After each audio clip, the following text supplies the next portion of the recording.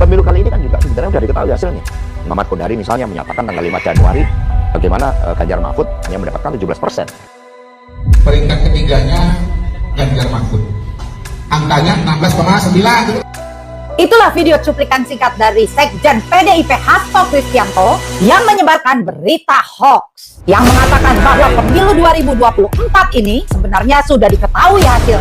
Menurut Hasto Kristianto, berdasarkan video pendek dari Muhammad Qodari, salah satu pendiri lembaga survei independen, yaitu Eksekutif Indobarometer, salah satu lembaga riset independen yang memotret perilaku sosial politik masyarakat Indonesia secara berkala. Yang menurut Hasto, misalkan Muhammad Qodari ini sudah mengetahui dan salah satu pendesain kemenangan kubu 02 melalui lembaga survei ini.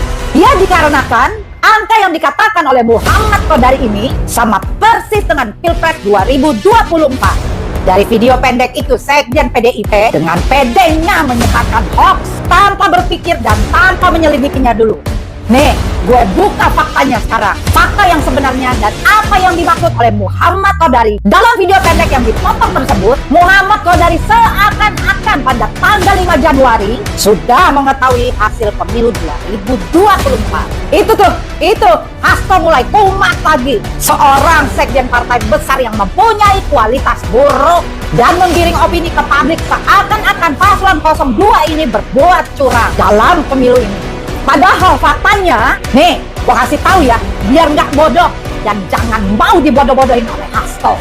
Fakta video pendek Muhammad Qodari tersebut adalah yang dimaksud survei DKI Jakarta, bukan nasional. Jadi seorang Hasto Kristianto jelas-jelas yang menyebarkan hoax. Karena faktanya dalam video pendek Muhammad Qodari menjelaskan bahwa itu adalah hasil survei dari Polling Institute yang melakukan polling nasional. Salah satunya dibahas dalam video tersebut itu untuk hasil survei DKI Jakarta 16,9% untuk paslon 03 Ganjar Mahfud. Itulah faktanya. Hei Hasto, nggak malu apa Anda? Hah? Nggak malu? Stoplah membuat gaduh terus. Kasihan rakyat yang akan menjadi korban. Sementara nanti elitnya juga salam-salaman.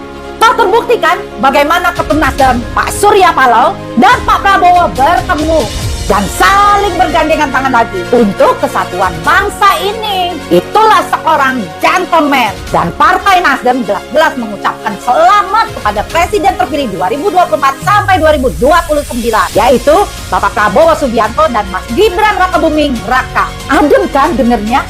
Walaupun Anies sampai hilang arah dan ditara sama lukisan. Sekarang kita bicara keadilan dan membuka fakta untuk rakyat Indonesia. Dalam kasus-kasus korupsi yang besar seperti kasus Harun Masiku yang sampai sekarang tidak selesai-selesai. Kenapa? Dikutip dari berita Tempo, kasus Harun Masiku terkait kasus suap pergantian antar waktu pada Mei 2021, nama Hasto Kristianto disebut pengacara kader PDIP Doni Tri Istiqomah menyebut Hasto Kristianto mengetahui upaya pergantian kasus Harun Masiku. Terdakwa pemberi suap Saiful Bahri juga diketahui sebelumnya adalah staf dari Hasto. Bahkan Wahyu Setiawan yang lalu menjadi terdakwa dalam kasus ini juga berjanji akan membuka keterlibatan Hasto Kristianto. Ya iyalah, mana mungkin staf Hasto Kristianto bergerak tanpa perintah. Ayo, mari kita gunakan logika dan gunakan pikiran untuk kasus Harun Masiku ini. Kalau ada angin segar dari Ketua KPK yang sekarang, setelah pelantikan di Istana Presiden kemarin, Ketua KPK yang baru berjanji memprioritaskan kasus Harun Masiku dalam tugas pertamanya. Tapi gue pesan ya sama Ketua KPK, tangkap woy, tangkap. Jangan omdo aja dong. Kalau memang salah, tangkap. Kenapa kasus almarhum Lukas NMB saja KPK bisa kok? Masa ini kasus Harun Masiku nggak selesai-selesai? Dan juga untuk Polda Sulut dan Kajati Sulut, segera selesaikan kasus surat perintah perjalanan dinas fiktif atau SPPD yang tersangkanya Benny Ramdhani, si ketua BP2MI yang waktu menjadi anggota DPRD Sulut pada tahun 2004 sampai 2009. Yang dimana ceritanya sekarang ini dari P21 menjadi SP3. Nggak kebalik tuh. Nah, kebalik. Yang setahu saya, kecuali SP3, baru bisa ke P21. Kok malah P21 ke SP3? Dari mana rumusnya? Dari mana ceritanya? Ya, saya yakin Bapak Kapolda Sulut yang baru sekarang dapat menyelesaikan kasus ini.